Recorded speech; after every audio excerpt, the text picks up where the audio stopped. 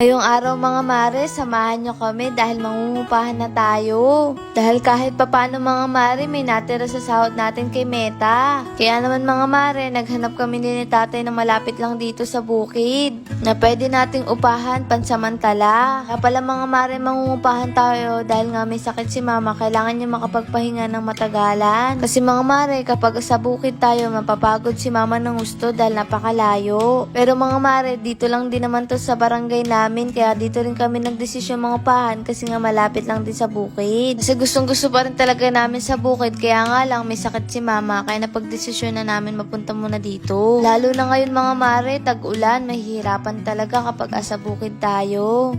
At ayun ang mga mare, ito pala yung napili nating upahan. Pagpasok nga natin mga mare sa loob, merong sala, isang kwarto, CR, saka lababo. At ang kinagandahan din dito mga mare, meron na din sampayan kaya hindi na tayo mahihirapan kung saan tayo magsasampay. At ayun nga, ito yung kwarto mga mare, medyo malaki din talaga to kaya okay na okay sa amin to. Kasama pala natin si tatay niyan kasi pinapipili natin kung ano yung gusto niyang paupahan. Dahil kung ano yung gusto nila, ayun ang susundin natin. At ayun nga mga mare, naisipan namin ni Pangat bumili rin ng sidecar para hindi rin tayo nahihirapan umigib. At saktong-sakto nga mga mare ay maghahako tayo para hindi na rin tayo mahirapan. Bago pala ang lahat mga mare, gusto ko lang magpasalamat kay Lord dahil binigyan niya tayo ng pagkakataon makatulong sa mga magulang natin. Yung tipong maparanas natin sa magulang natin na hindi nila naranasan noon. Ito pala mga mare yung sidecar natin. Unang napundar natin sa sahod kay Facebook.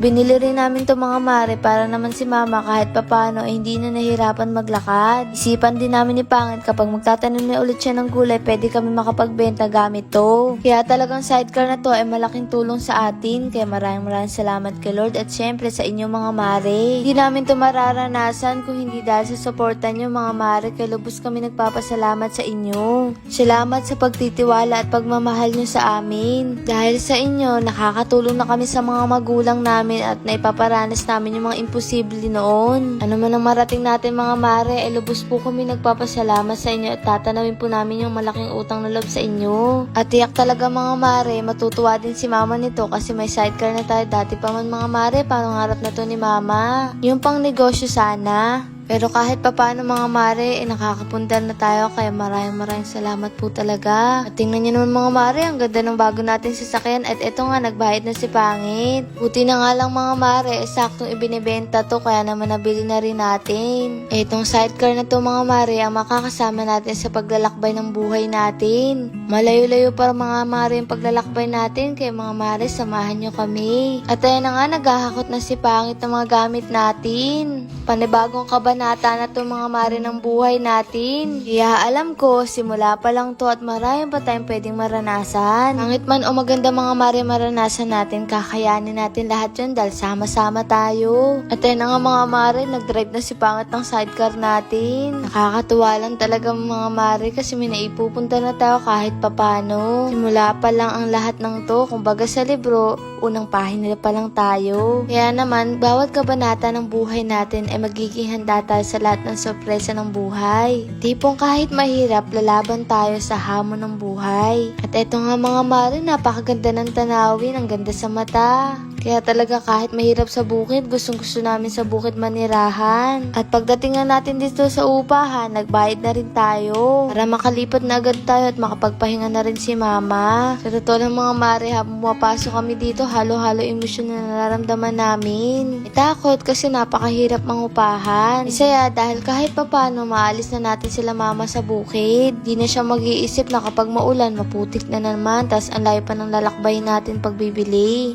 Ito lang naman mga mare yung pangarap namin, yung maibigay sa mga magulang namin yung mga hindi pa nila nararanasan. Pagdating nga namin mga mare, binuksan ni Pangit yung bintana para naman pumasok yung hangin sa loob. Hindi pa pala to nakikita ni mama, ewan ko lang kung ano magiging reaksyon niya, pero sa totoo lang ayaw talaga niya. Kasi kung tatanungin, ayaw ni mama mangupahan kasi nakakatakot nga naman talaga. Pero sabi ko sa kanya, kailangan niyang gumaling ng tuluyan. Alaanin naman natin yung pera kung hindi naman siya gagaling. At eto nga si tatay kasama natin at bakit na nga siya ng hagdan. Ewan ko ba naman kay tatay, talagang lagi nakaapak at may tsinelas naman. At tingnan niyo naman si tatay, natutuwa talaga siya. Ang tinanong namin kung ano yung gusto niya, pero sabi niya eto daw. Sa totoo lang mga mare, kahit hanggang ngayon hindi ako makapaniwala na kaya namin mangupahan. Pero kapag kay Lord mo talaga pinagkatiwala yung buhay mo, walang imposible, kaya magtitiwala ka lang. At eto na nga si mama. Tingnan natin kung ano magiging reaction niya. Sinubad pa nga yung bota ni mama, sabi ko wag na pero ayaw niya. Masayang masaya ako ng mga oras na yan kasi kahit papano nakakatulong na nga tayo kay mama. Kaya nangupahan din pala tayo mga mare para hindi na rin nahihirapan makicharge. Hindi na natin kailangan maglakad ng malayo para lang makicharge o kaya naman makinood. Hindi ko man nababasa yung isip ni mama, alam kong masayang masaya siya base sa kanyang mukha. At tingnan niyo naman yung kapatid ko, patakbo na talaga siya pagdaan niya sa hagdan. Totoo lang mga mare, si mama ang kauna-unahang nagtiwala sa amin ng pasukan namin ng vlogging. Lalako niya yung vlog natin kahit minsan di niya kilala. Sobra-sobra talaga ako nagpapasalamat kay mama. Tingnan niyo naman yung reaksyon ni mama. Sino ba naman kasi magkakala na kaya na natin to? Talagang naniniwala ako na hindi natin alam ang kapalaran ng bawat isa kaya dapat hindi tayo mapanghusga. Alam kong malayo pa pero malayo na tayo mga mare at salamat sa pagsama niyo sa amin. Hindi na tayo mag-iisip mga mare kapag umulan, kapag tutulo ba yung bubong. Tapos hindi na tayo madilim. Dati minamanifest lang natin to pero ngayon meron na talaga tayong kuryente. At sa wakas mga mare, mararanasan natin magbayad ng kuryente at tubig. At eto nga, niloloko ko pa si mama. Sabi ko, mama, talon ka. Papalakpak pa nga ako. Mamanifest na naman natin mga mare. Next, makabili na tayo kahit malit na lupa. Tapos, tatayuan natin na napakasimpleng bahay at simple pamumuhay. Pagkatapos nga namin mga mare, sabi ko, punta kami sa tindahan at sasakay kami sa aming sasakyan. At ayan nga, tinatanong pa kami ni mama kung talaga bang amin na to. Sabi ko, oo. Paano ba naman kasi ayaw maniwala at ito ang kapatid ko, ngiti-ngiti pa, tawang-tawa pa kamo. O, diba mga mare, parang dati naglalakad lang tayo pero ngayon meron na tayong sasakyan. 3 pa ang gulong. Yun nga lang mga mare, hindi tayo kasya lahat pero okay na to. At least meron tayong sasakyan.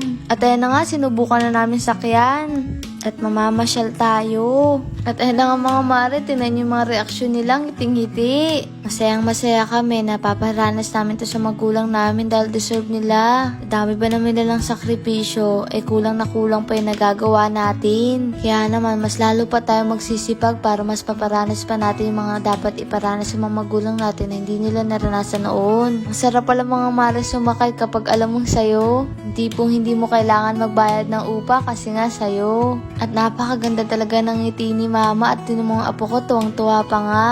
Ang mga magulang talaga namin ang inspirasyon namin para lumaban sa buhay. Hanggang ngayon nga mga mare, para kaming nananaginip. Hindi pa rin kasi kami makapaniwala na lahat ng naranasan namin ngayon ay mararanasan namin. Dati mga mare, pangarap lang namin to at imahinasyon. Tapos ngayon, unti-unti nang natutupad. Kaya ikaw na nakakaranas ng pagod, huwag kang mag-alala, mababayaran din yan pagdating ng araw. At ang sakripisyo mo ngayon ay magbubunga sa hinaharap. Kailangan mo lang maniwala na kakayanin mo at maniwala kay Lord na nandyan lang siya. Hindi ka niya iiwan. Kahit minsan hindi natin maintindihan kung ano ba gusto niyang iparating. Pero maniwala ka sa akin, lahat ng plano mo masigit pa yung plano ni Lord para sa'yo. At ayun nga mga mare, naghahakot na tayo kahit paunti-unti. Hindi pa rin naman pala tayo mga mare umalis sa kubo natin. Kasi lagi pa rin naman tayong andoon. Kasi iba pa rin kapag nasa bukid ka, tahimik at payapa. Kailangan lang talaga ni mama magpahinga, kaya naman nangupahan tayo. Alam yung unang sahod natin, halos walang natira pero okay lang yung mga mare. Makita ko lang masaya sila, mas masaya kami. Ang pera naman ay kikitain yan. Sa magsisipag ka lang. Pero ang makita ang may ngiti ang mga magulang natin sa ating labi, masigit pa yan sa pera. At eto ang apo ko, takbo ng takbo. Paano ba naman kasi malawak ni tatakbuhan niya at simentado pa. At ayun na nga mga mare, naglilinis na tayo para naman malinis na. Mga mare, sana palagi nyo pa rin kaming aabangan kasi marami pang pwede mangyari sa atin. Sana palagi pa rin kayo andyan. At eto pala mga mare yung tanawin, nakaka-relax pa rin. Kaya naman, para pa rin tayo nasa bukid at hindi natin masyadong mamimiss ang bukid. Mga mare, sobrang lapit lang talaga nito sa atin.